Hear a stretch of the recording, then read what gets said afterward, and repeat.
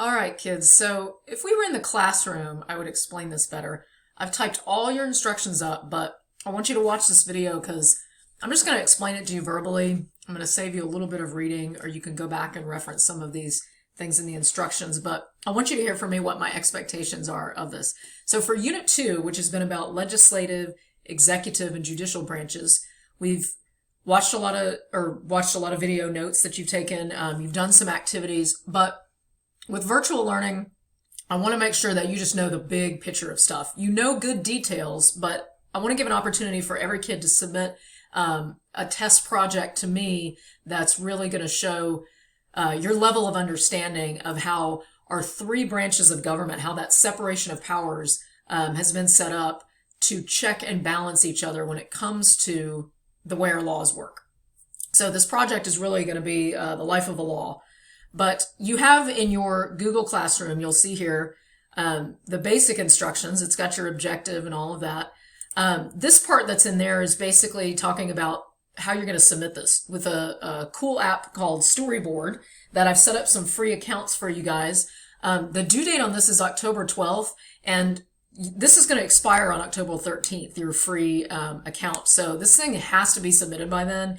That's also coming up on the end of a quarter. So if you don't get it done then, I don't really know what to tell you. So make sure that you get this done on time. You're going to have all over the break to do it. Step 4 on this will tell you about how to set the account, but I'm kind of working backwards here because what I want you to see is, here would be a couple of examples. What Storyboard is going to do is you basically create yourself almost like little comic book strips. This is super easy. I actually saw how this works, and it's pretty much drag and drop. Here's something somebody did about the Constitution, right? So here's the thing is, the story that you submit, the storyboard you submit with all the text and everything is basically going to show me, as the teacher, how well does this kid really understand the stuff that we've learned. There's a video in here as well called How to Use Storyboard. Absolutely, you need to watch this video. If you don't watch this video, you're going to spend hours confusing yourself. So there's steps to log in, but this video is going to talk about how you can set up here, how many little storyboards you're going to get. With the free account, there's going to be a limit. All this stuff is going to be explained to the video. So pretty much watch the video to kind of see what this is. Now, the other thing that's going to be in here in your directions is a longer sort of sample of what my expectations are going to be. So I'm going to kind of just tell you this, but of course go back and read it for more details. So the objective of this, again, the point of your story is to show me, the teacher, who is going to evaluate your knowledge, what level of understanding have you gained from our talks about all three branches of government. The lawmaking process. Remember, legislative branch makes laws, executive executes, judicial interprets. These things should just be rolling off the tongue at this point. If not, you need to go back to all these videos and watch. You need to open up that textbook and you need to read, okay? This is not going to be something that's going to be done easily or well if you don't understand the basics of how our laws maneuver through these three branches. So to get max points, you'll see a rubric in the story there. You'll see that rubric, and you want to make sure in the assignment window. So make sure you check that rubric and see, for me to get above average, what is it Ms. Thrower expects? Because if you give me a below average storyboard, if I read this and you're like, there's a law made and that's all that happened, like that's totally below average, right? So you're going to have to kind of know some of these things. Close that one. So here's the deal. Now this is just my example, okay? This is something I would do if I was in your position. Do not use this example, okay? So this example is used. There are 1,000 laws either on the books or that you might want to make. So your imagination can run wild. You don't need to copy what I'm doing. But again, you can go back and read this in detail, but let me just kind of explain it to you verbally since we're not in the classroom. This can be kind of tough. So I've been bothered by something. I've been bothered by the no-knock warrants that were used in that case with Breonna Taylor. I don't know how much you followed that case, but the long and the short of this is Breonna Taylor, she didn't do anything wrong, but she had dated a guy that had been involved in drugs. So the police department had been following this guy, her ex-boyfriend. Now she had broken up with this guy, but because the police suspected that there may be drugs in her house, they get themselves a search warrant. Well, in this particular state, there's something called no-knock warrants, and many states have these.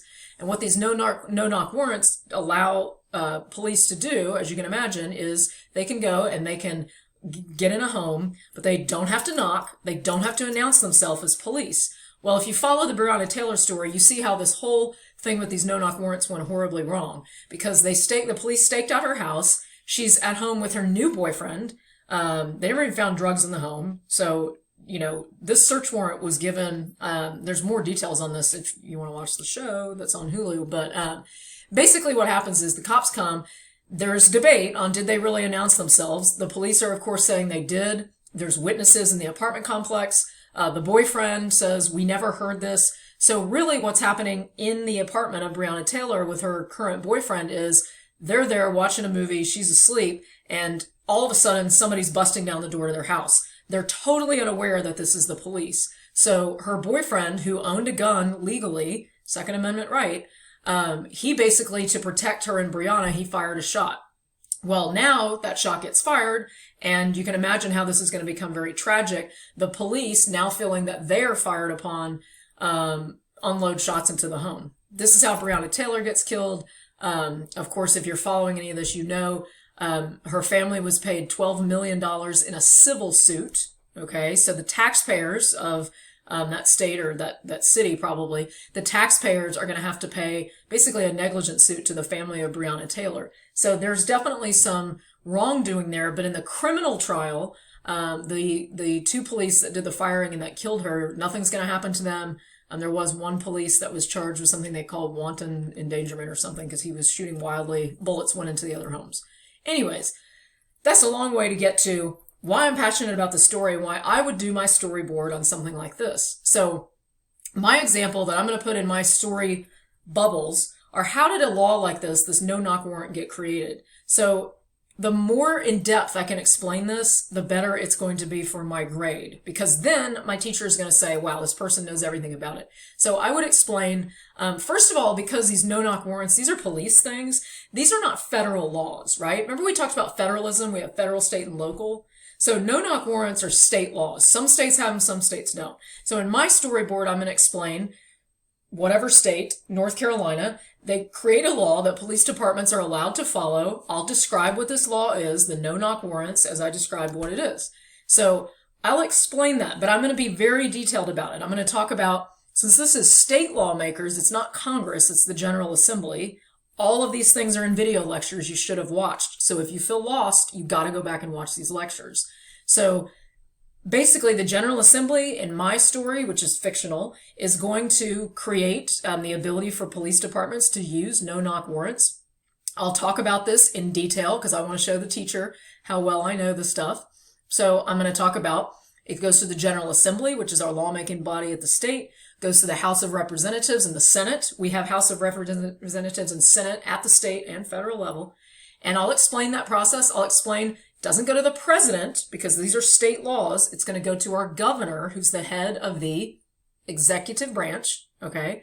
Now, in telling this story, you have to understand, kids, this shows my level of understanding. I'm sure you can hear me telling the story and say, wow, Miss Thurr knows her stuff. That's your job to do for me.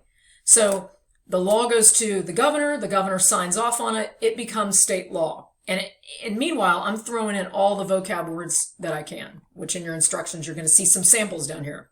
I may have other vocab words as well that I remember from class. I don't see on Miss Thurr's list, but I'm going to throw them in there anyways because I want to show her how smart I am. So anyways, from my research, and this is where we get to finally, I'll explain that a family member, this is like what happened with Breonna Taylor's family, a family member to someone that was killed in one of these no-knock warrant debacles, because this happens all the time. In fact, I Googled this because I want to get a good grade, so I want to know everything about it. And I don't know if you guys knew this, but from 2010 to 2016, at least 81 civilians and 13 officers died during SWAT raids, including 31 civilians and 8 officers, during execution of these no-knock warrants. So things go wrong with these no-knock warrants. Obviously, okay? And it wasn't just Breonna Taylor's family. So I can explain that as part of my story. Because of that, I have now decided we got to enter that third branch in, okay? So this is where the judicial branch comes in. So I'm going to explain how at the state level, a family member of somebody that was killed tragically in a situation like this decides to sue. And they're going to sue. In this case, they sue literally the law. Okay. Now we saw with Breonna Taylor, there was a civil suit, there was a criminal case, but also what that family could do is they could say this law in and of itself is unconstitutional. So remember, your project is called The Life of a Law. Okay. So don't get sidetracked on we're now in court with the cops or something. The life of this law, these no-knock warrants, is in my story going to get sent through federal courts. Remember, we have levels. We have trial courts. We have district courts, appellate courts, which hear appeals. So I'll explain in a lot of detail to show how smart I am that this law is going to go through some of these lower courts and it will be appealed all the way up to the United States Supreme Court. And because I want to have a happy ending to my story is going to end with the United States Supreme Court is going to find these no-knock warrants, the laws themselves, it's going to find them a violation of the Fourth Amendment. And I'm going to throw in the Fifth Amendment right of due process as well. That being said, if the Supreme Court, the highest court in the land, says it, then that's what it is. So the no-knock warrants are banned and we're not going to have them in the United States anymore. This is a totally fictional story that I wish would happen, okay? So your imagination is your only limit here. Think about something. It doesn't have to be a law you want to get overturned. It could be a great law that you've created, and tell that story and how it works through the legislative branch and the executive branch.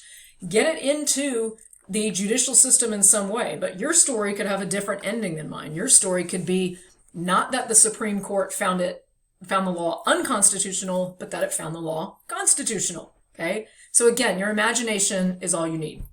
So everything I've told you here is all in total detail in both your Google assignment on this and this attachment that's in there that kind of goes into more detail with the vocab.